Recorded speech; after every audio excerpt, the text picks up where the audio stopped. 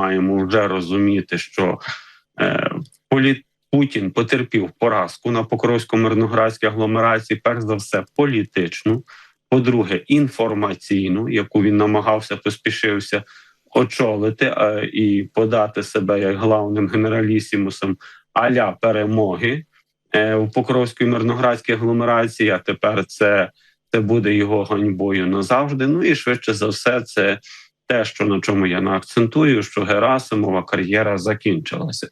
Це теж доволі хороші відчуття, бо Герасимов – це один з не найкращих, але далеко не найгірших російських генералів, і це основоположник цієї доктрини війни проти України, так званої гібридної.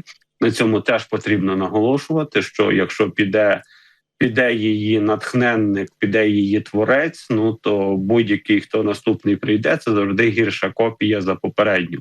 Це суттєво може вплинути на зміну перебіг війни.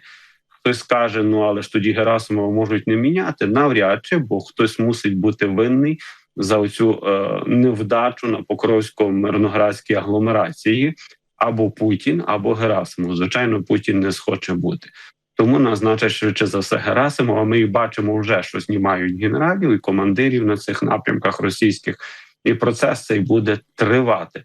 Чому це все відбувається? Знову ж наголошую, через те, що Збройні сили зуміли не просто стримати противника, не дали їм можливості нав'язати ініціативу свого бою.